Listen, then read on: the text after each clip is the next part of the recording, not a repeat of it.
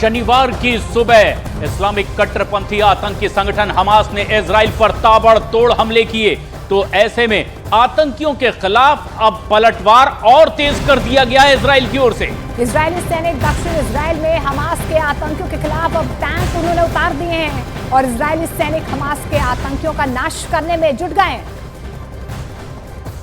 एक एक कर अब आतंकियों के उन ठिकानों को निशाना बनाया जा रहा है जहां आशंका यह है कि यहीं से हमास के ये आतंकी ऑपरेट करते हैं, और अब ऐसे में इजराइल की वायुसेना ने मोर्चा संभाल लिया है। एक एक कर ऐसी बिल्डिंगों को और उन इलाकों को पूरी तरह से नेस्त नाबूद किया जा रहा है। अब इजराइल ने पलटवार शुरू कर दिया है, चाहे दिन हो या रात, एक एक करके अब लगातार हमले उन इलाकों पर किए जा रहे हैं जहां हमास के आतंकियों की मौजूदगी की आशंका है। तो देखिए, ये वो टैंक्स हैं जो उतार दिए गए हैं अब जंगे मैदान में, क्योंकि अब देखिए जिस तरीके से इजराइल की तरफ से लगातार पलटवार किया जा रहा है, किस तरीके से जवाबी कार्रवाई इजराइल की तरफ से और ज्यादा मजबूत हो इसे सुनिश्चित किया जा रहा है, और हमास के आतंकियों को उनको नष्ट करने के लिए, नाश करने के लिए लगातार इजरायली सैनिक या ये कहें कि रॉकेट्स उनकी तरफ से भी अब गाजा में लगातार चलाए जा रहे हैं। और ये तस्वीर देखिए किस तरीके से अब अपने सबसे बड़ी ताकत को इजराइल मैदान में उतारता हुआ दिखाई दे रहा है। ये वो टैंक हैं जो अब मोर्चा संभाल चुके हैं और आतंकियों के ठिकानों को नेस्तनाबूद करने में आगे बढ़ते नजर आ रहे हैं।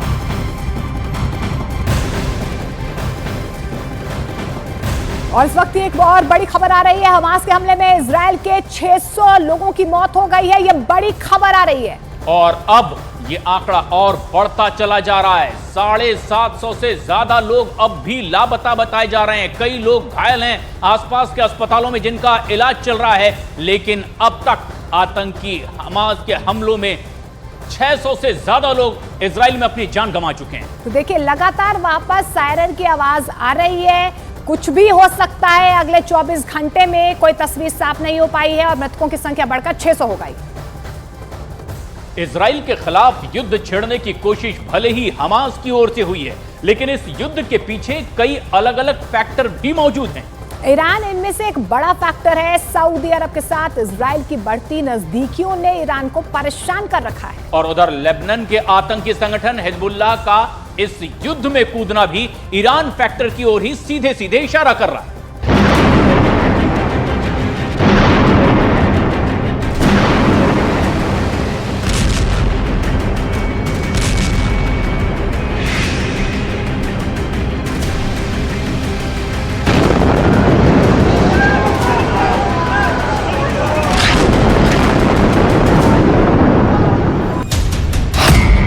इजरायल पर हमले का ईरान फैक्टर।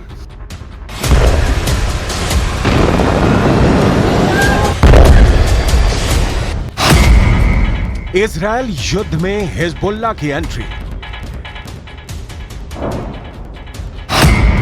सऊदी से इजरायल की नजदीकी युद्ध की वजह बनी।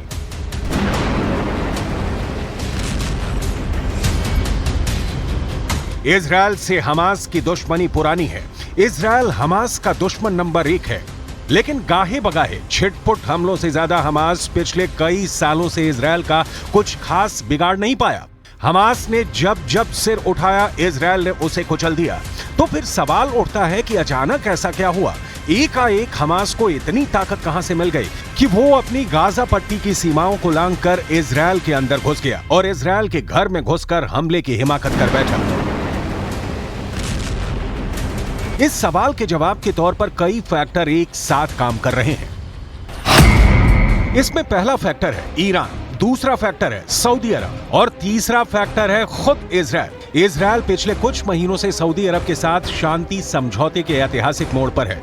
इस समझौते के लिए अमेरिका एक्टिव रोल प्ले कर रहा है, जबकि समझौते के इस डील से सबसे ज्यादा चिढ़ा हुआ है ईरान, क्योंकि सऊदी अरब कुछ साल पहले तक फिलिस्तीन के साथ और इजरायल के खिलाफ खड़ा रहा था। सुन्नी बहुल सऊदी अरब के साथ शिया बहुल मुल्क ईरान की भले ही कट्टर दुश्मनी रही है, लेकिन फिलिस्तीन के मामले पर सऊदी और ईरान एक जैसा ही रुख रखते थे। लेकिन पिछले कुछ महीनों में इजरायल ने यूनाइटेड अरब अमीरात, बहरीन और सऊदी अरब के साथ शांति वार्ता की शुरुआत की। इजरायल के साथ 3 बड़े इस्लामिक देशों की शांति वार्ता से ईरान, हमास और लेबनान का आतंकी संगठन हिजबुल्लाह बुरी तरह से भड़का हुआ है, क्योंकि इन सबको लग रहा है कि अगर इजरायल मुस्लिम देशों के बीच समझौते में कामयाब हो गया तो पश्चिम एशिया में इजरायल का दबदबा और बढ़ जाएगा। इजरायल पर हमास के हमले के बाद हिजबुल्लाह ने बयान जारी कर कहा, हम स्थिति पर करीब से नजर बनाए हुए हैं, हम हमास के नेतृत्व के साथ संपर्क में हैं, हम फिलिस्तीनी लड़ाकों को इस ऑपरेशन के लिए बधाई देते हैं।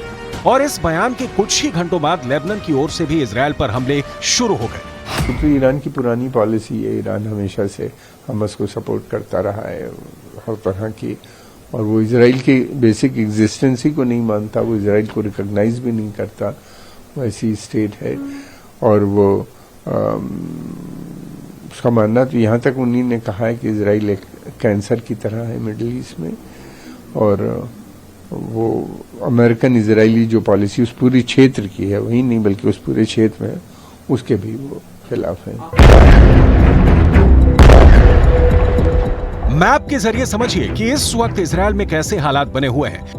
अब तक गाजा पट्टी की ओर से हमास इजरायल पर हमले कर रहा था, लेकिन अब उत्तरी इजरायल की सीमा से लगे लेबनान की ओर से भी हमले शुरू हो गए हैं। यानी इजरायल पर इस वक्त 2 फ्रंट वॉर की स्थिति बन गई है।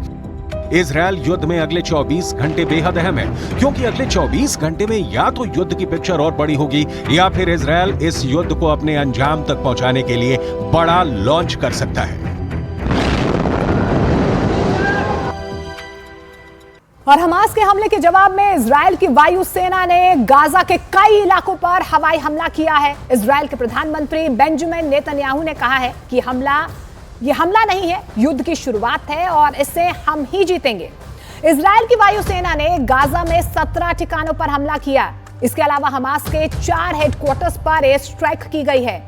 इजरायल के हमले में गाजा में 220 से ज्यादा लोगों और आतंकियों की मौत की खबर सामने आ रही है। इस हमले में 1600 से ज्यादा लोग घायल हुए हैं। चलिए अब आपको दिखाते हैं इस पूरे युद्ध से जुड़ी 10 बड़ी खबरें।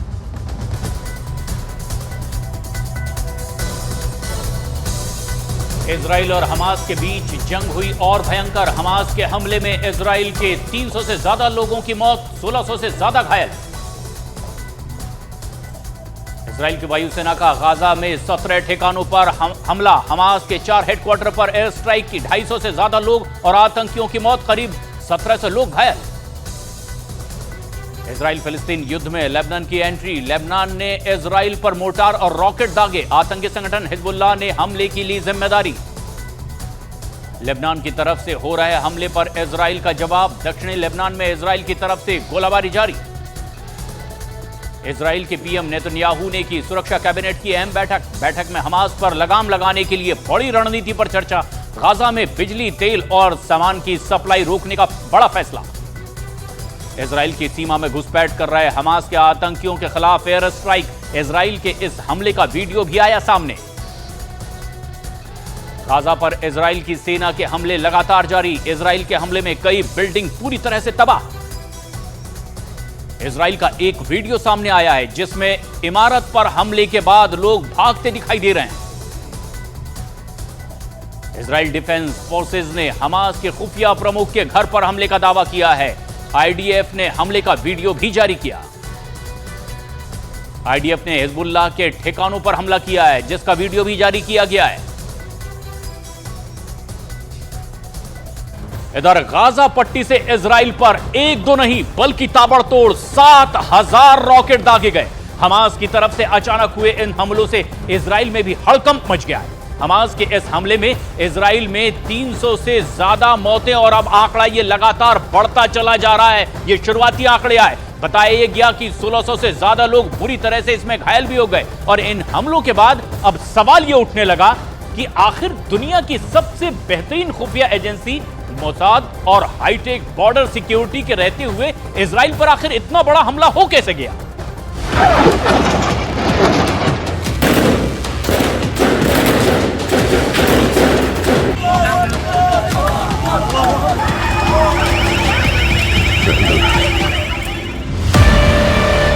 दुनिया की बेहतरीन खुफिया एजेंसी हुई फेल। इजरायल की रक्षा कर पाने में नाकाम मोसाद। हमास के आगे फेल हो गया मोसाद। मोसाद एक ऐसा नाम जिसे सुनते ही बड़े बड़े आतंकी थर्रा जाते हैं।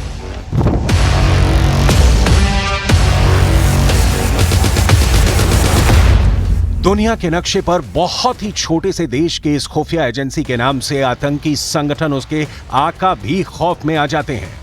इजरायल की खुफिया एजेंसी मोसाद को बेहद शक्तिशाली और ताकतवर माना जाता है। लेकिन जब इजरायल पर हमास के ताबड़तोड़ हमले शुरू हो गए तो ना मोसाद की सीक्रेट सर्विस काम आई और ना ही इजरायल की सीमा पर तैनात उसके जवान। यही नहीं, दावे के मुताबिक फिलिस्तीन के अलग अलग इलाकों में इजरायल खुफिया एजेंसी पूरी तरह से एक्टिव भी है। बावजूद इसके मोसाद को हमास के इस प्लान की भनक तक नहीं लगी, जबकि मोसाद को दुनिया की सबसे ताकतवर खुफिया एजेंसी माना जाता है। इजरायल ने 1949 में मोसाद का गठन आतंकवाद से लड़ने के लिए किया था। इसने पूरी दुनिया में इजरायल के दुश्मनों को ढूंढ ढूंढ कर मारा। यही नहीं, मोसाद के साथ इजरायल के पास दूसरी खुफिया एजेंसी शिन बेट भी है। लेकिन इन सभी शक्तिशाली खुफिया एजेंसी के साथ ताकतवर सेना के बाद भी हमास ने इजरायल पर ताबड़तोड़ रॉकेट से हमले कर उसे गहरी चोट दे दी। इस हमले के दौरान हमास के लड़ाके इजरायल की सेना के एक कमांडर को उठाकर ले गए और बाद में उसकी हत्या कर दी। हमास ने जिस तरह से हमले किए उससे यह लग रहा है कि वो पूरी प्लानिंग के साथ इजरायल पर हमला बोला है और इसके लिए वो काफी वक्त से इस हमले की तैयारी भी कर रहा था। ऐसे में इसे इजरायल की सभी खुफिया एजेंसियों की सबसे बड़ी चूक मानी जा रही है। ऐसे में सवाल उठता है कि आखिर हमास के इतने बड़े हमले की जानकारी मोसाद या अन्य एजेंसियों को क्यों नहीं लगी।